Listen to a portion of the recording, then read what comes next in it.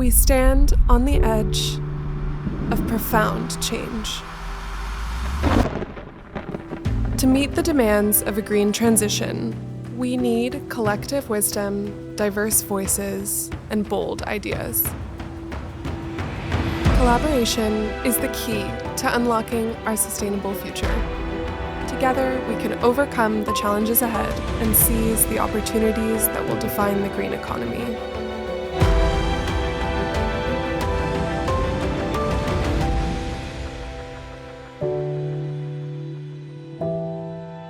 Thank you, Paul. Thank you to Conduit and all the partners. It's great to see so many people here and even overflowing. I was thinking they might turn up in about half an hour's time after me, so I'm pleased that I haven't put anybody off with my gushing overconfidence.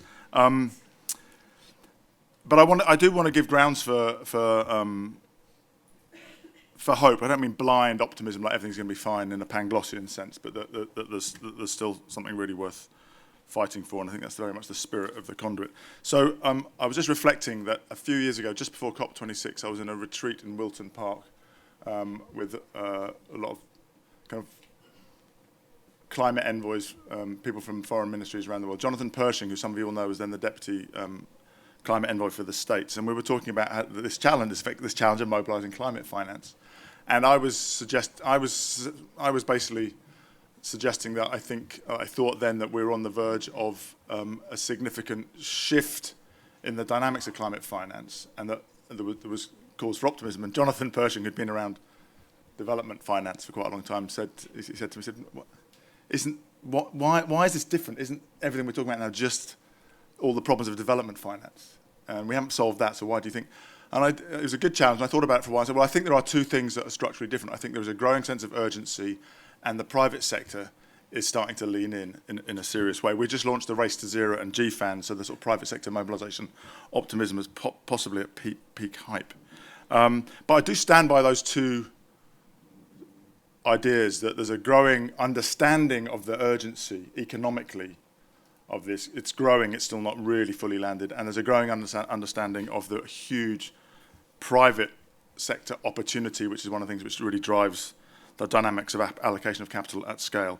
So I just want to touch on those two and explain those a bit more. And the important thing is that neither of these are the dynamics of equilibrium, which is the dynamics which typifies the way that nearly everybody has been trained to think about economics, that small changes lead to small effects, that cost-benefit analysis, which basically assumes that the whole system doesn't really change much, is a good way of allocating public capital efficiently, and that the past is a good guide to the future. These three assumptions that are the basis of nearly all economic decision-making in cabinet rooms around the world and in treasuries are deeply flawed in this era of disruption. This is the era when the urgency and the private sector smelling of the opportunity and the dynamic that brings about are typified by the dynamics of non-linearity, where a small change leads to a large effect, where a tipping point can lead to the collapse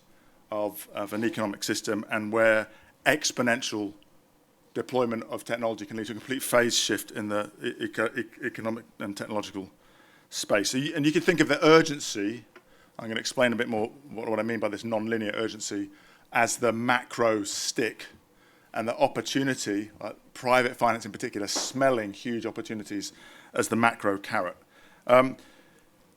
Nick Stern did a pretty good job of translating the science of climate change into economic language in about 2006, but not really in a non-linear way. Since that time, we've still found central bankers in particular talking about the impact of climate change in a very linear way. 1 degree, I simplify, but only a little bit. 1 degree temperature rise would lead to about 1% hit on GDP, 2 degrees, 2%, 3 degrees, 3%.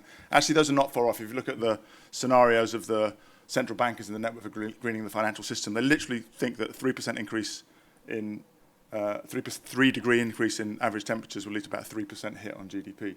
Fortunately, we're now starting to get some slightly more intelligent, non-linear economic thinking to bear on the challenge. People like some of the excellent economists at Exeter University, the Institute of Actuaries, and I think just today I saw the UN Environment put out a report saying that actually the damage to the global economy at 3 degrees, which of course is roughly what track we're on policy-wise now, is more like 30% of GDP.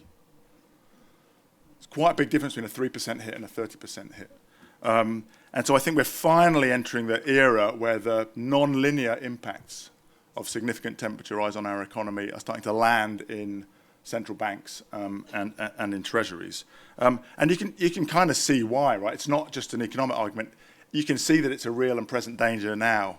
Just in, wildfires in California, floods in Pakistan, this week floods in Spain, and the kind of rage that brings about. It's very hard to argue that that's a sort of 1% or a 2% solution. You're starting to see in some very important parts of the finance system, the insurance sector that underpins everything, talking about the real risk of uninsurability in big sectors of real estate, leading to potentially the next 2008 type event. So that sense of urgency being non-linear, like it's not just about tweaking, and like 3% is a little bit worse than 2%, is starting to land, and I think that strength will only, all those dynamics will strengthen. The private sector, also very different now. I think we're finally getting to the stage where we're all learning that technological change happens exponentially.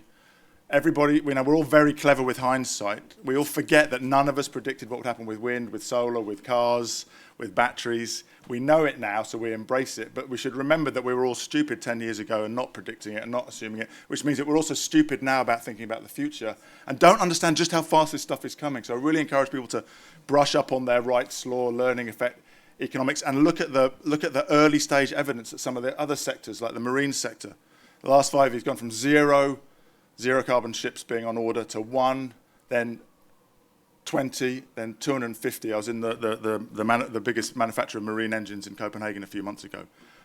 That's going exponential. Sustainable aviation fuel, the beginning of the decade was 0.01% of the total fuel. By the end of the decade, it'll be about 10%. That's 1,000x, and you start to see some very big numbers like Brookfield's recent $1 billion investment in a SAF firm.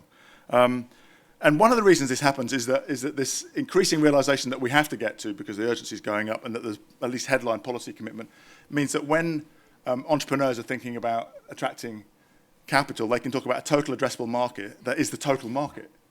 You remember Clive Sinclair's cute little, no, not everyone remembers those, cute little sort of electric vehicles. Well, that was a niche play, but now, it's not like 5% of cars that are going to need batteries. It's every single car in the world now, and for the next generation. So total addressable market, being the whole market, is quite a powerful attractor for capital. But I think we've underestimated the topic of today, which is financial innovation. I think the climate community tends to talk about finance as a series of dumb checkbooks, whether public or private.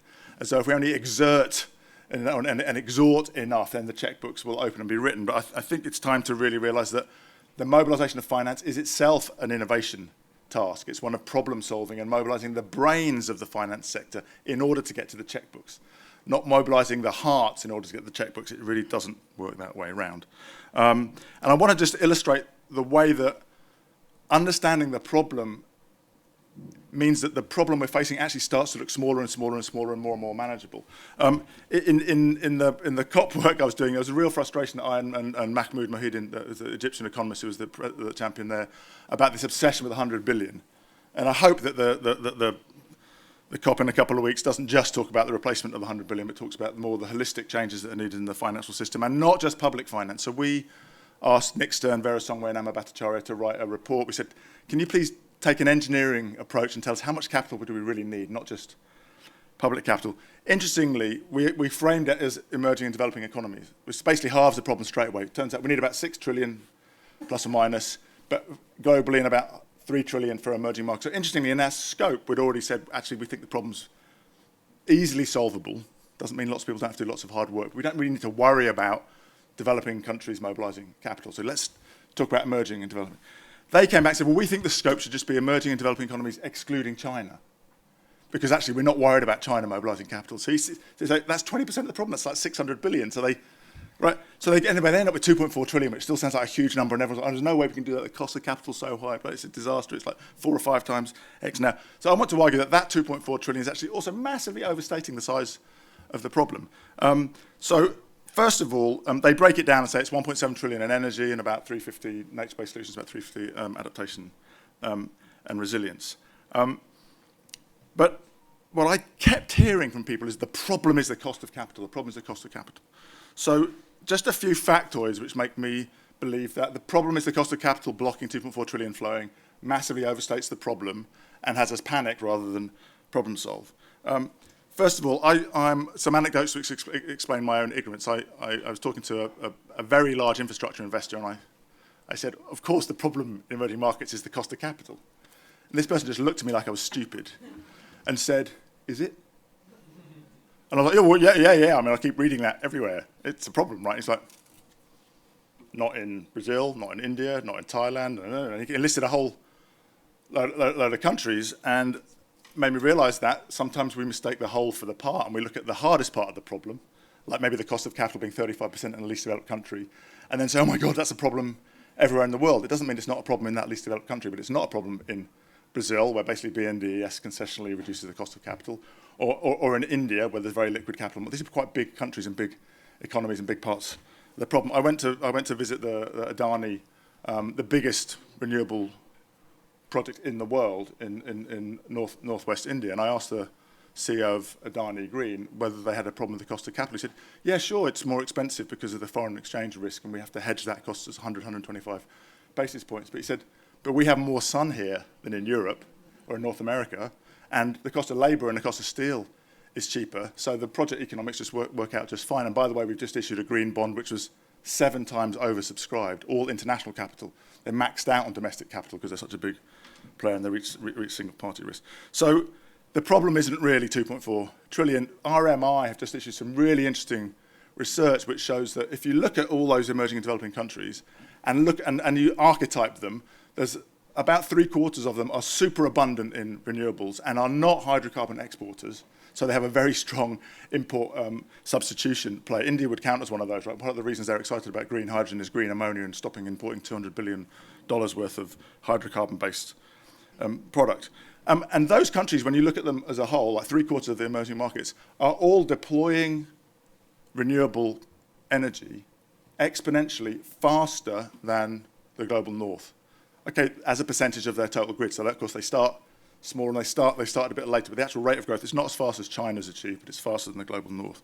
So the problem is being solved in a lot of those markets. It's not a one-size-fits-all solution. And that takes about 1.2 of that 1.7 away. So now we're down from 6 to 3 to 2.4 to 1.2, and what's left is first of a kind for hard to abate, nature-based solutions, adaptation resilience, and yes, least developed countries where the problem isn't really climate finance, it's finance much more broadly.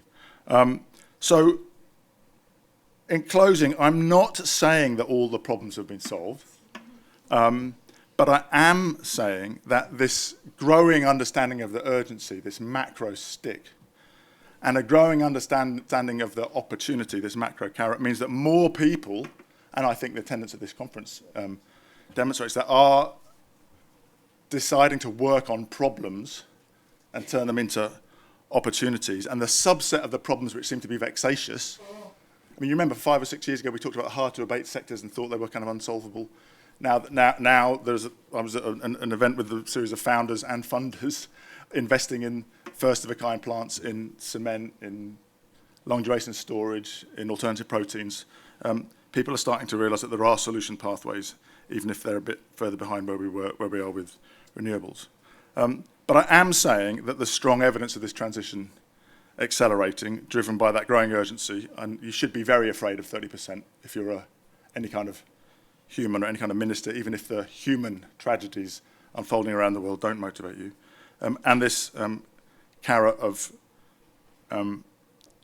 exponential innovation, which is driven by the very best of our ability to innovate individually and collectively. I don't want to say much about Trump, but I do want to say a populist basically believes in domestic carrots and international sticks. Trump 1 was elected on bringing back coal. King Canute cannot turn back the tide of global markets. Coal was retired faster under Trump 1 than under Obama. There were carrots in place for wind tax credits. Trump 1 did not take those away because populists don't like to take away carrots. So I'd be sceptical of thinking that Trump's going to take away a lot of the carrots that have been very cleverly put in place, particularly in red states, by the IRA. Trump, we know, will play the tariff card. How aggressively, we don't know. But again, I think economic history shows that even 4 years of that will likely only do damage to the US economy. I cut my teeth in the automotive industry. In the 70s, the arrogant, hubristic US establishment did not believe that the oil crisis would lead to a change in the way that the world thought of and bought automotives. That led to approximately 50% of the market share for cars in the States going to European and Asian manufacturers, which was lost forever. I can tell you, having run manufacturing business in the States, that the minute the door gets opened for Chinese manufacturers to build car factories and battery factories and solar factories in the States, there'll be a stampede of governors of every colour beating down the door, because the allure of real jobs is far greater than the championing of historical national champions. So I want to end on the point that Paul made, that when I was very lucky to work for 2 years with my dear friend, who I now founded an NGO called Gonzalo Munoz from Chile, who's a true entrepreneur. I founded a vineyard by choosing the land and planting the vines, founded a big circular economy company which employs 3,000 rag pickers. And we were I think this was under COVID, so everything we were doing was Zoom, right? And we were talking to a group of young Zambian climate entrepreneurs. And obviously we're the sort of, they were looking up to us, maybe unwisely.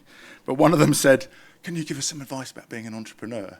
So I deferred to Gonzalo, who's a true entrepreneur, and he said, "Yeah," he said, "the key thing about being an entrepreneur is you need to fall in love with the problem that you're trying to solve." So to those of you here who've already fallen in love with the problem that you're trying to solve, thank you. I wish you a long and fruitful romance. And for those who haven't, I can't think of a better place to be than the Conduit and all the amazing speakers and the insight and inspiration they're going to give you. And it was making me think, Paul, that really you're kind of a dating agency for problems and entrepreneurs. So hope you all fall in love today. Thank you.